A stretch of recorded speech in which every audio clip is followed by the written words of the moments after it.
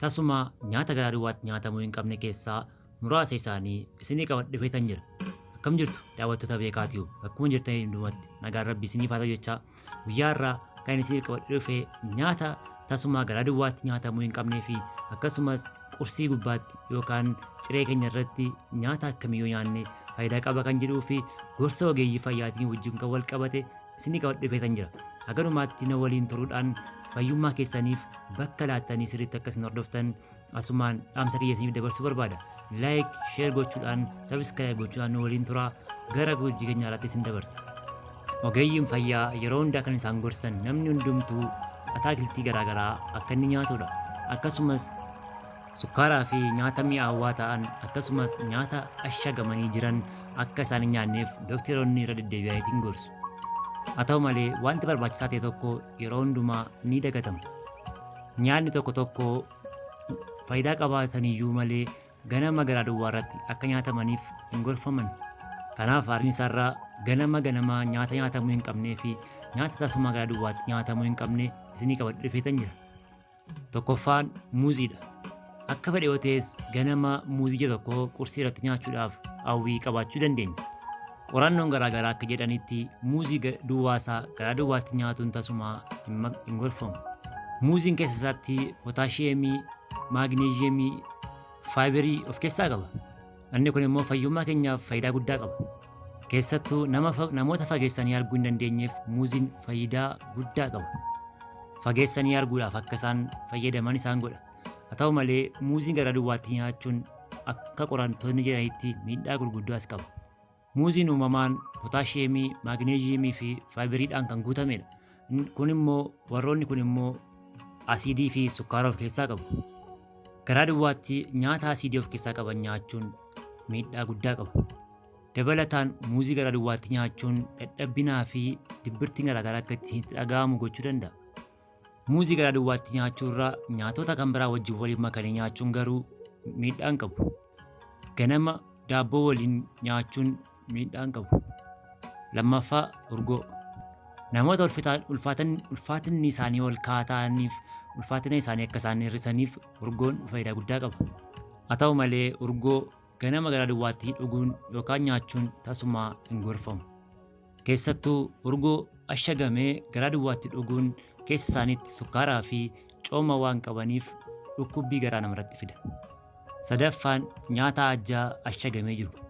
Ingiliffaan oatmeal fiber kan jedhaman oomishni ajjaa keessa isaaniitti vaayitaaminii, pirootiinii fi gluutaaniyeemii kan of keessaa qaban yommuu ta'u, oatmealiin nyaata ganama qursiidhaaf nyaatamu keessatti nyaata ariifiidha.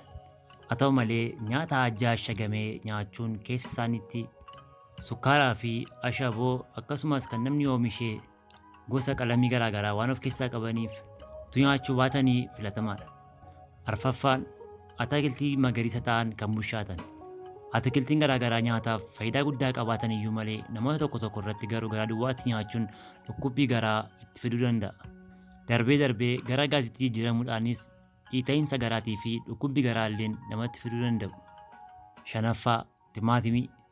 Timaatimiin vaayitaaminiidhaan kan guutamedha. Akkasumas kalooriidhaan kan gadi bu'ee fi nyaata madaalawaadha. Haa ta'u malee garaa duwwaatti yoo nyaatanii dhukkubbii garaatii fi fayyummaa keessanis hin dhowwachuu waan danda'uuf garaa duwwaatti nyaachuun hin gorfamu. Timaatimiin garaacha irratti asiidii uumuu waan danda'uuf garaachi keenya akka hin miidhamneef eeggannaa gochuun barbaachisaadha. Ja'affaa gosa loomii. Gosa loomii fayyadamuun ganama garaa duwwaatti namoota dhukkuba sukkaaraa qabanii fi dhukkuba garaa qabaniif tasuma hin gorfamu.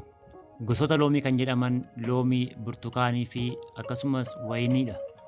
Firaafireen kun baay'inaan gosa asiidii waan of keessaa qabaniif dhukkuba onnee namarrattis fiduu danda'u. Dabalataanis daakamuu nyaataa irratti illee miidhaa gurguddaa fiduu danda'u. Dabalataan namoota dhukkuba sukkaaraa qabaniif illee dhukkubni sukkaaraa isaanii akka itti cimu waan gochuu danda'uuf tasuma dagatamuu hin qabu. Torbaffaa dhugaatii qorraa ta'an.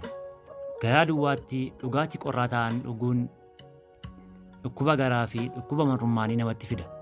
Keessattuu warra akka kookaa, peepsii fi kan kana fakkaatan garaa duwwaatti dhuguun hin barbaachisu. Asirratti bishaan garaa duwwaatti dhuguun waan gorfamuuf bishaan qorraatu hin ta'in bishaan ho'aa garaa duwwaatti dhuguun baay'ee barbaachisaadha. Keessattuu namoota ulfaatina isaanii hir'isuu barbaadaniif karaa duwwaatti bishaan ho'aa dhuguun baay'ee gaarii akka ta'e ogeessonni fayyaa ni dubbatu. 8ffaa gosa barbarree. Barbarreen nyaata vaayitaaminii, pootaasiyeemii fi kaalooriidhaan gadi bu'aa kan ta'an nyaata fayyummaadhaan guutaman jedhamuyyuu malee ciree irratti garaa duwwaadhaaf akka nyaatamu tasuma hin gorfamu. Garaa duwwaatti yeroo fayyadamnu garaacha keenya irratti gogaa haphisan irratti miidhaa guddaa fida. 9ffaa nyaata dheedhii. Nyaata dheedhii ta'an garaa duwwaatti nyaachuun baay'ee miidhaa guddaa qaba. Nyaata dheedhii ta'an garaa duwwaa keenyatti yoo fayyadamne baay'ina dhiiga keenyaa, baay'ina sukkaaraa keenyaa fi baay'ina insuliinii keenyaa sochoosuu waan danda'aniif dhukkubsataa dhukkuba sukkaaraa akka hin taaneef of eeggannaa nu barbaachisa.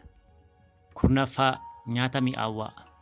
Nyaata mi'aawaa jechuun fakkeenyaaf keekii, bomboliinoo, buskutii fi warroonni kan kana fakkaatan garaa duwwaatti akka nyaannuuf tasumaa hin gorfaman.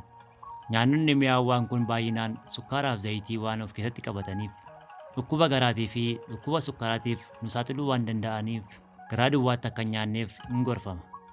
Akkasumas garaa duwwaatti utuu nyaannee fayyummaa keenyaaf faayidaa kan qaban jedhee kan yaadus isinittan hima. Ganama cireedhaaf nyaata gaarii kan jedhamu buuphaa firfirii, ocholoonii fi dhadhaa ocholoonii duwwaa isaatii fi daabboo waliin nyaachuu. Nyaata dubbaa, nyaata talbaa, nyaata saliixii, nyaata abukaadoo, buna, shaayii, injoorrii gurraacha, saanduchii, dinnicha nyaata cireedhaaf ajajaman keessaa nyaata salphoo ta'anidha. Daawwattoota koo qursii ganamaa yookaan ciree ganamaa tasuma irra darbuu akka isin dandeenye yookaan akka hin qabne isinitti himuun barbaada. Ciree kan nyaannu yoo ta'e sammuu keenya irratti miidhaa guddaa fida. Sammuun keenya sirriitti akka yaadu yoo barbaaddan qursii ganamaa irra darbuun barbaachisaa miti. Garaa duwwaatti qullubbii adiidhaaf damma waliin makanii nyaachuun baay'ee faayidaa guddaa qaba. Daakamuu nyaataatiif dammii fi shunkurtiin yookaan qullubbii adiin faayidaa guddaa qabu. Akka saayinsiin jedhutti faayidaa dammaa fi faayidaa qullubbii adii isinitti himuun barbaada. Jalqaba faayidaa dammaa waliin ilaalla. 1ffaa humna nuuf kenna. 2ffaa dandeettii yaadachuun keenya akka dabalu nuuf godha. 3ffaa qufaa nurraa dhowwa. 4ffaa hirribaa nurraa dhowwa. 5ffaa foroforii nurraa dhowwa. 6ffaa madaa fi qaama keenya ibiddaan gubatee dafee akka fayyuu taasisa. 6ffaa gogiinsa gogaa keenyaa hin dhowwa. 9ffaa asiidiin garaacha keenyaa qaama keenya keessaa gara qaama kan biraatti akka hin dabarre nurraa dhowwa. Qaamni keenya dhukkuba dandamachuu akka inni danda'uuf nu fayyada. 10ffaa kaansarii nurraa dhowwa.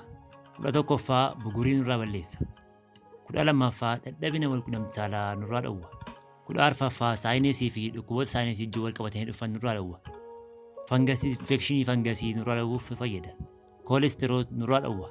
Gara faayidaa qullubbii adiitti waggaa dhufnu immoo baay'ina cooma qaama keenya keessa jiru ni dhowwa.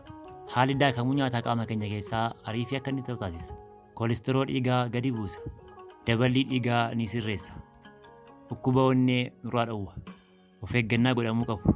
Qullubbii adiin uumamaan dhangala'uu dhiigaa baay'isuu waan danda'uuf namoonni dhangala'iinsa dhiigaa baay'inaan qabdan akka isin fayyadamtan hin gorfamu. Namoonni madaa garaachaa qabanis baay'isanii akka isaan fayyadaman hin gorfamu. Daa'imman waggaa 2 gadii fi dubartoonni ulfaa akkasumas dubartoonni harma hoosisan qullubbii adiitu nyaachuu baatanii hin gorfama. Walitti qabaatti qullubbii adiituun baay'isiin fayyadamuun gaariidha. Daawwattoota beekaatiif waan dhaggeeffataniif galatoomaa. Fayyummaa keenyaaf yeroo hundumaa dhiphachuu qabna. Galatoomaa. Bakka jirtanitti nagaan isiniif haa ta'u. Nagaan naa jiraadhaa.